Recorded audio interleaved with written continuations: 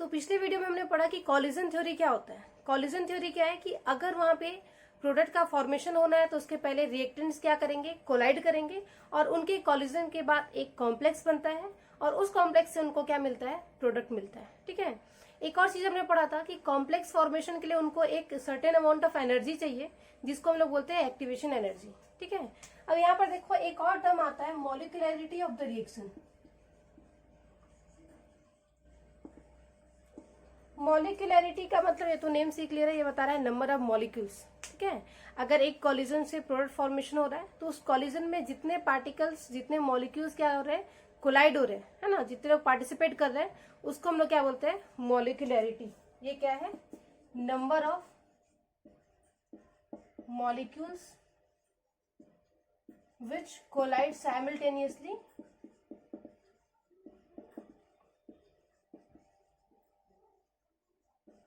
To form product. ठीक है।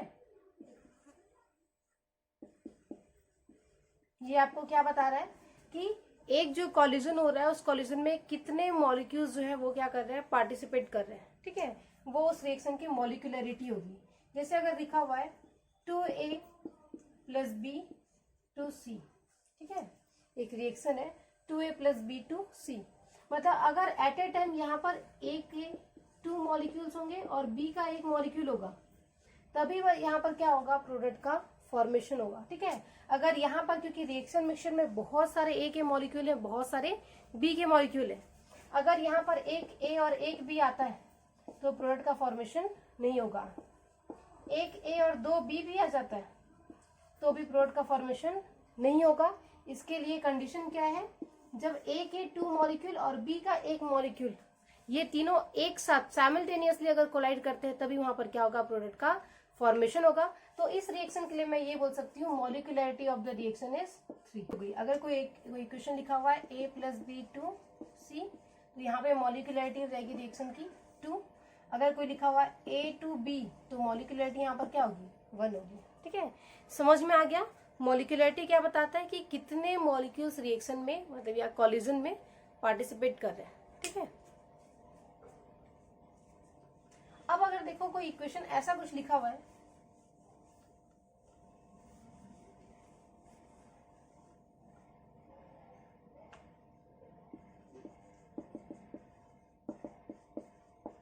तो इक्वेशन लिखा हुआ है 3A + B + C = D, मतलब एट ए टाइम अगर A के 3 मॉलिक्यूल्स, B का 1 और C का 1 एट ए टाइम अगर इतने पार्टिकल्स कोलाइड करते हैं तब क्या हो रहा है, D का फॉर्मेशन हो रहा है। अब आप सोच के देखो, आपको यही सारे मॉलिक्यूल वो भी इतने ही एग्जैक्ट नंबर्स पे चाहिए तो ऐसे कॉलिजन की प्रोबेबिलिटी बहुत कम होगी। मतलब अगर टोटल वहां पे 100 कॉलिजन हो रहे हैं तो ऐसे कॉलिजन सिर्फ कितने होंगे, 4% होंगे। ठीक है। मतलब बहुत कम कॉलिजन ऐसे हो पाएंगे जिसमें एग्जैक्टली A के 3 है, B का 1 है और C का भी 1 मॉलिक्यूल है। तो इस टाइप का रिएक्शन जिसमें मॉलिक्यूलैरिटी 3 से ज्यादा है उसका कोई प्रैक्टिकल मीनिंग नहीं है। ठीक है। क्योंकि 3 से ज्यादा अगर मॉलिक्यूल्स एक साथ कोलाइड कर रहे हैं तो उनके कॉलिजन की प्रोबेबिलिटी क्या होती है, बहुत कम होती है, मतलब प्रोडक्ट का फॉर्मेशन बहुत लेस होगा। ठीक है।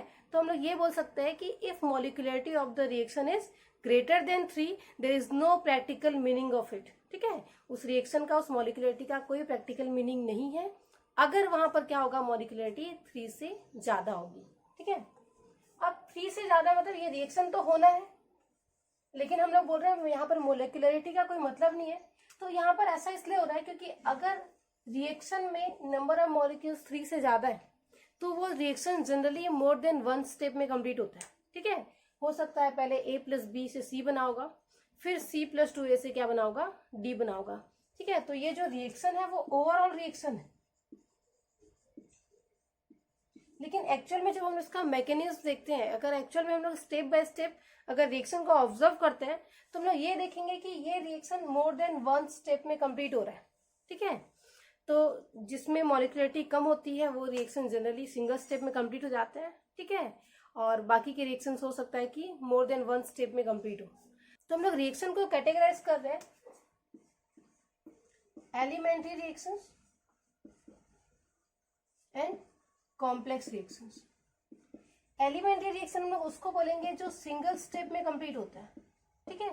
जितने भी रिएक्शंस है जो एक ही स्टेप में कंप्लीट हो जाते हैं वो सारे रिएक्शंस क्या होंगे, एलिमेंट्री रिएक्शन होंगे, ठीक है। सेकेंड आता है आपका कॉम्प्लेक्स रिएक्शन। कॉम्प्लेक्स हम लोग तब बोलेंगे जब यहाँ पर क्या होगा, मोर देन वन स्टेप। अगर सिंगल स्टेप है तो आप उसको क्या बोलोगे, एलिमेंट्री रिएक्शंस। लेकिन अगर यहाँ पे रिएक्शंस क्या कर रहा है, एक से ज्यादा स्टेप में कंप्लीट हो रहा है, तो आप उसको क्या बोलोगे, कॉम्प्लेक्स रिएक्शन। जैसे एग्जांपल के लिए ले लो 2HI 2H2 + I2, ये जो रिएक्शन है वो सिंगल स्टेप में कंप्लीट हो गया, इसलिए इसको हम लोग क्या बोलेंगे, एलिमेंट्री रिएक्शन। अब इसका एग्जांपल देख लो,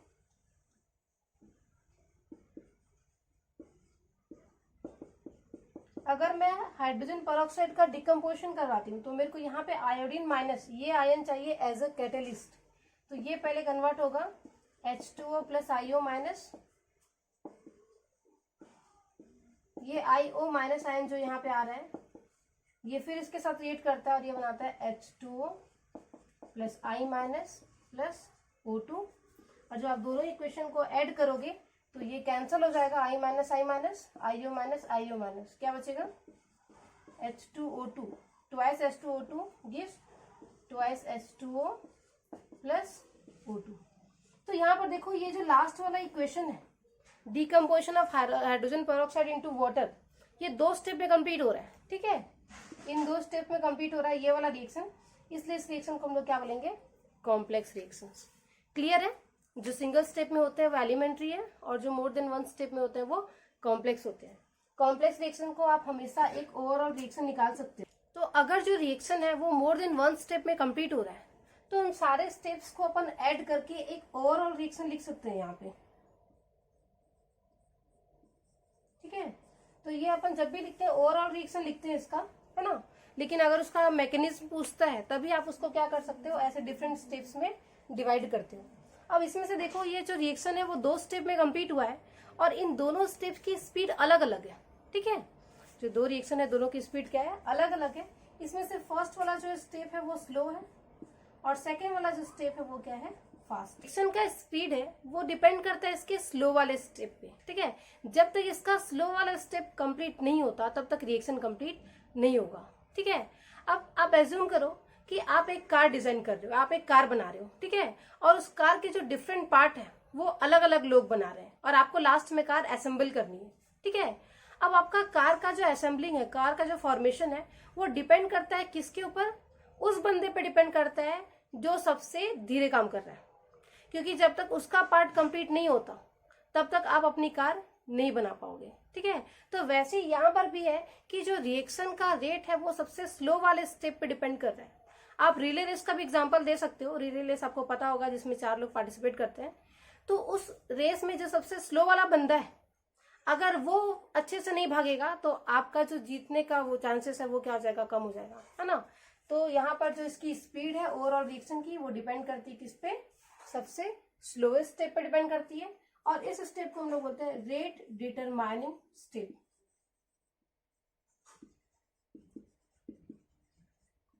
ठीक है।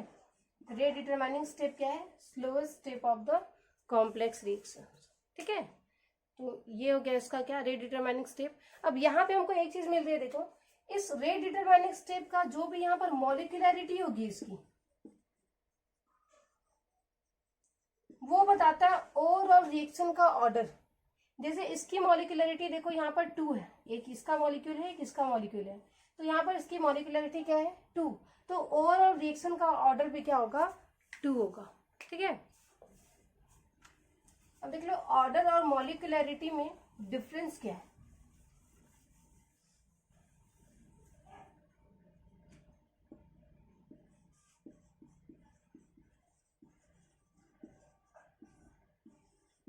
ये दोनों चीजें मैंने पढ़ ली, ठीक है। मॉलिक्यूलरिटी क्या बताता है, मॉलिक्यूलरिटी ये बताता है कितने मॉलिक्यूल पार्टिसिपेट कर रहे हैं, है ना, जो आप रिएक्शन को देख के डायरेक्टली बता सकते हो। जैसे एक रिएक्शन लिखा हुआ है R2P, तो आप यहाँ से देख के क्लियर बता सकते हो कि एक ही मॉलिक्यूल यहाँ पर क्या कर रहे हैं, पार्टिसिपेट कर रहा है, मतलब इस रिएक्शन की जो मॉलिक्यूलरिटी है वो क्या होगी, 1 होगी। तो मॉलिक्यूलरिटी आप कैसे डिसाइड करते हो, can be determined by coefficients. ठीक है, आप कोफिशिएंट्स देख के बता सकते हो कि उसकी मॉलिक्यूलरिटी कितनी है। ऑर्डर बता सकते हैं क्या? याद करो, जब मैं इस इक्वेशन के लिए रेट लॉ लिखते थे अपन, तो क्या लिखते थे? ये लिखते थे, और इसमें देखो पावर लिख देते थे एक्स, क्योंकि हमें नहीं पता होता कि उसका ऑर्डर कितना होगा। ऑर्डर जो है वो कैसे डिटरमाइन होता है? एक्सपेरिमेंटली डिसाइड होता है ये।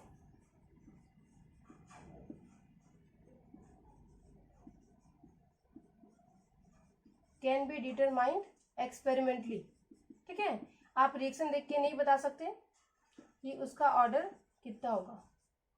सेकेंड चीज देखो, मॉलिक्यूलरिटी हमेशा जो है वो क्या होगी? ये होल नंबर में होगी।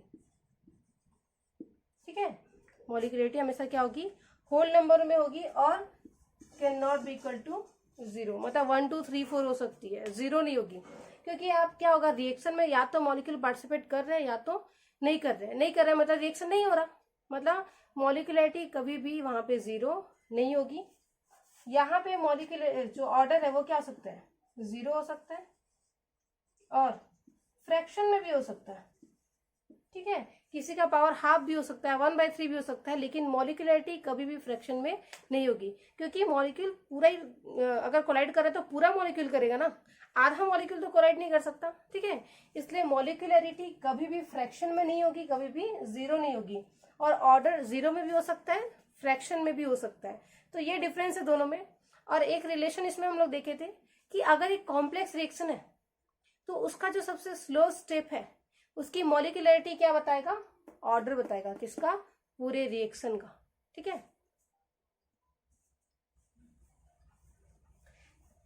तो यहाँ पे हमारा कॉलिजन थ्योरी वाला पार्ट कंप्लीट होता है। ठीक है, हमने देखा क्या?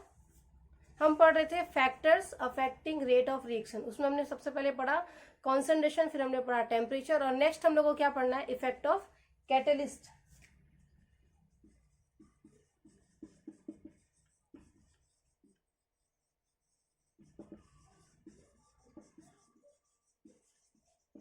Effect of catalyst on rate of reaction. और ये हम लोग को पता है कि कैटलिस्ट क्या करता है? कैटलिस्ट आग में घी डालने का काम करता है। अगर दो लोग लड़ रहे हैं तो वहां जाएगा, आग में घी डालेगा, उनको लड़वाएगा और वहां से बाहर आ जाएगा। सेम यहाँ पर भी यही करता है कि वो रिएक्शन में जाता है, मॉलिक्यूल से कॉलिजन की स्पीड जो है, मॉलिक्यूल का जो रिएक्शन का स्पीड है उसको क्या करता है? इंक्रीज करता है, और वहां से विदाउट बीइंग कंज्यूम्ड वहां से क्या हो जाता है? वापस आ जाता है। मतलब अगर आपने रिएक्शन के स्टार्टिंग में 5 ग्राम कैटलिस्ट आपने ऐड किया है तो आफ्टर रिएक्शन वो आपको 5 ग्राम वापस मिल जाएगा। इसका यहाँ पर कोई केमिकल चेंज नहीं होगा। ठीक है, तो कैटलिस्ट क्या है? Substances which increases rate of reaction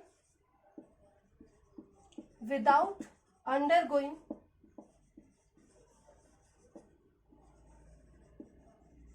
any permanent change, any permanent chemical change।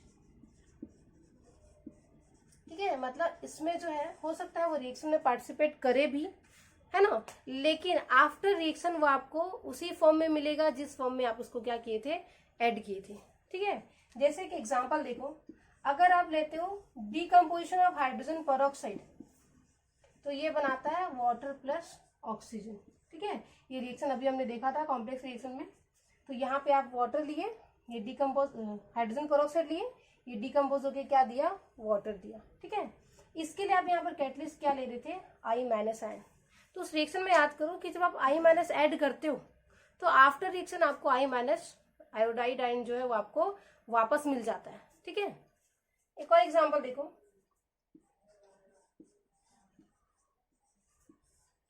अगर आप पोटेशियम पर क्लोराइड का क्या कर रहे हो? डिकम्पोजिशन करवा रहे हो, ये बनेगा पोटेशियम क्लोराइड प्लस ये बन जाएगा ऑक्सीजन।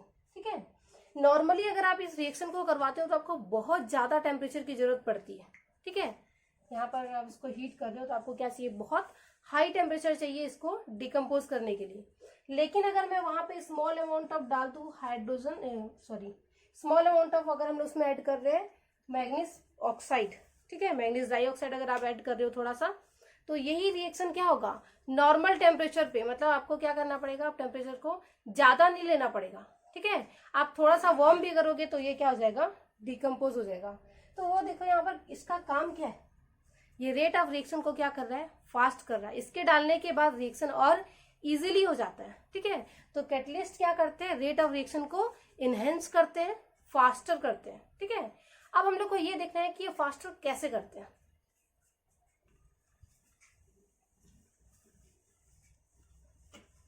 आपको एक ग्राफ याद होगा, हमने पढ़ा था इसके पहले वाले टॉपिक में। अगर मैं यहाँ पर ले रही हूँ रिएक्शन कोऑर्डिनेट्स, कोऑर्डिनेट्स का मतलब क्या है कि रिएक्शन में अभी क्या है, रिएक्टेंट बना है, प्रोडक्ट बना है, क्या बना है, ठीक है। तो यहाँ पर अपन लेते थे रिएक्टेंट, ये हो जाता था अपना प्रोडक्ट, ठीक है। तो आपको याद होगा कि ये रिएक्टेंट डायरेक्टली प्रोडक्ट में कन्वर्ट नहीं हो सकता, उसके लिए उसको पहले एक इंटरमीडिएट बनाना पड़ता है, एक कॉम्प्लेक्स बनाना पड़ता है, उस कॉम्प्लेक्स के बाद यहाँ पर क्या बनता है, प्रोडक्ट। तो सपोज ये जो है वो आपके कॉम्प्लेक्स का क्या है, एनर्जी है। तो रिएक्टेंट पहले कॉम्प्लेक्स बनाएगा और कॉम्प्लेक्स के बाद क्या बनाएगा, प्रोडक्ट बनाएगा, ठीक है। इस कॉम्प्लेक्स की जो एनर्जी होती थी इसको हम लोग बोलते थे थ्रेशोल्ड एनर्जी, ठीक है। इसमें से इतनी एनर्जी ऑलरेडी इसके पास है, तो जो एक्स्ट्रा एनर्जी लगती थी इसको हम लोग क्या बोलते थे, एक्टिवेशन एनर्जी। ये जो ग्राफ है वो कैसा है, विदाउट कैटलिस्ट, ठीक है। अभी हमने कैटलिस्ट का एडिशन नहीं किया है, जो ग्राफ हम पहले पढ़े थे सेम ग्राफ यहाँ पर बना हुआ है। एक साइड अपन क्या लिया, एनर्जी लिए।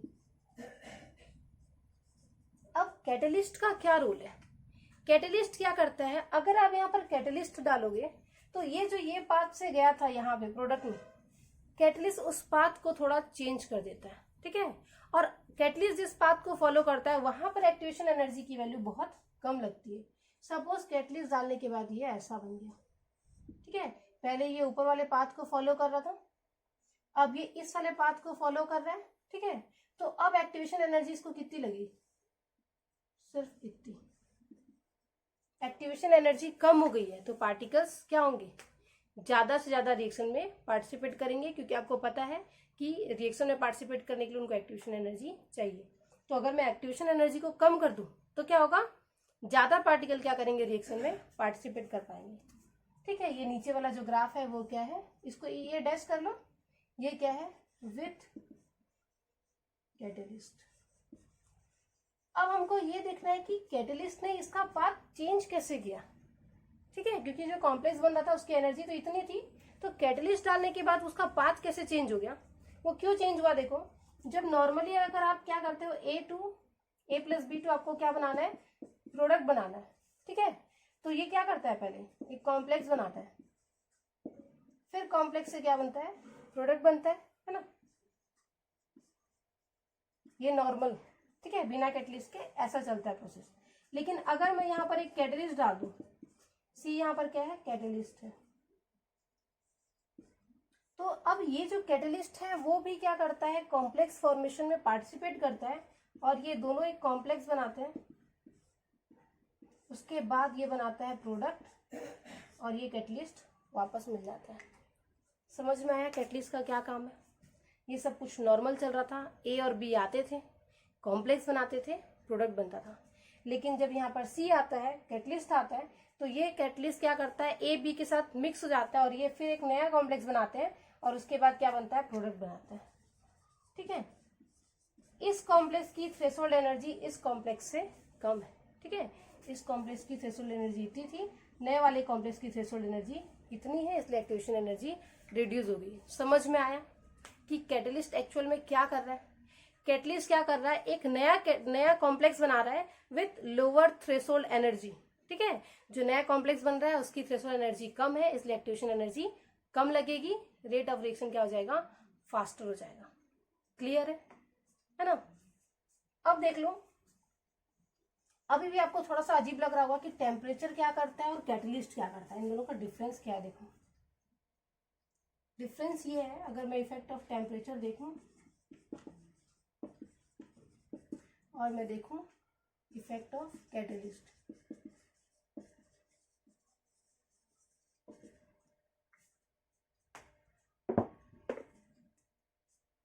इफेक्ट ऑफ टेम्परेचर में याद करो ग्राफ ऐसा बनता था।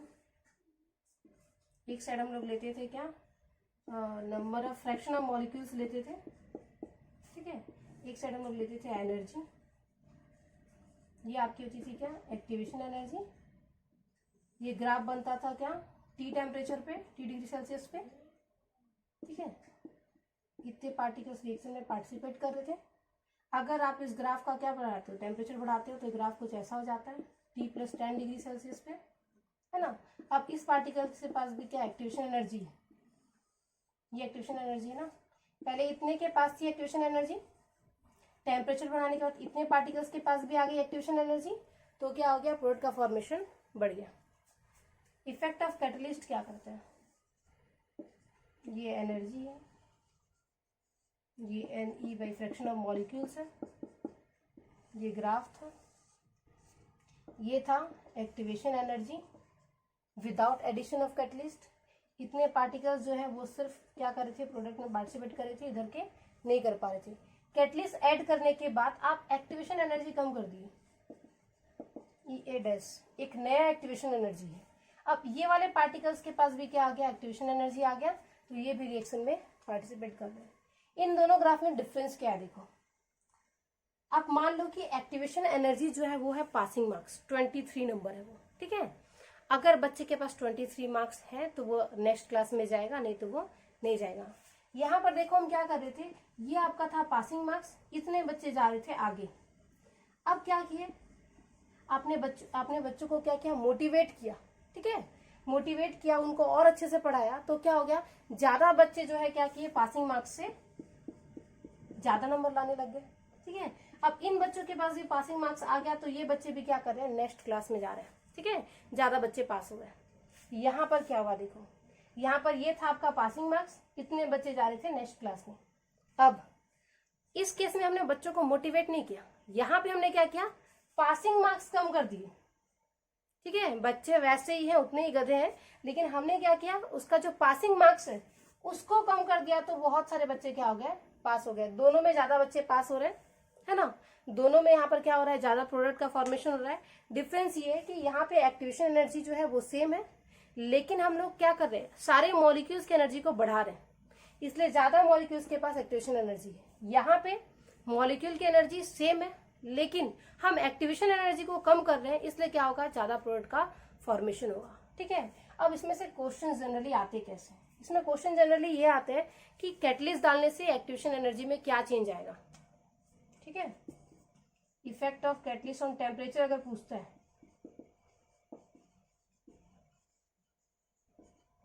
ऑन टेम्परेचर, है ना, sorry, effect of catalyst on activation energy अगर पूछता है, तो आप क्या करोगे, एक्टिवेशन एनर्जी यहाँ पे डिक्रीज होता है। यहाँ पे पूछ लिया एक्टिवेशन एनर्जी पे टेम्परेचर का क्या इफेक्ट होता है, तो यहाँ पर क्या आएगा, नो इफेक्ट। एक और चीज पूछता है, गिब्स एनर्जी, डेल जी पे कैटलिस्ट का क्या इफेक्ट होगा, नो इफेक्ट। कैटलिस्ट सिर्फ रेट ऑफ रिएक्शन को फास्टर कर रहा है, उसका टेम्परेचर से, एनर्जी से कोई लेना देना नहीं है, ठीक है। टेम्परेचर वाले में अगर देखो कि डेल जी कैसे इफेक्ट होता है, तो आपको पता है del g is equal to होता है del h minus t del s. तो भाई जब आप टेम्परेचर चेंज कर रहे हो, ये चेंज हो रहा है, तो डेल जी भी क्या होगा, चेंज होगा। ध्यान रहेगा, टेम्परेचर चेंज करते हैं तो एक्टिवेशन एनर्जी पे कोई चेंज नहीं आता, लेकिन डेल जी पे चेंज आता है। कैटलिस्ट अगर ऐड करते हैं तो डेल जी पे कोई चेंज नहीं आता, पर एक्टिवेशन एनर्जी में चेंज आता है, ठीक है। तो जनरली इस 2 पॉइंट आपको याद रखना है, और 2 पॉइंट से क्वेश्चन आते हैं जनरली, ठीक है। अब केमिकल काइनेटिक के सारे न्यूमेरिकल्स, सारे क्वेश्चंस जो है वो आप कर लेना, और डाउट हो तो आप मुझसे पूछ सकते हैं। Thank you.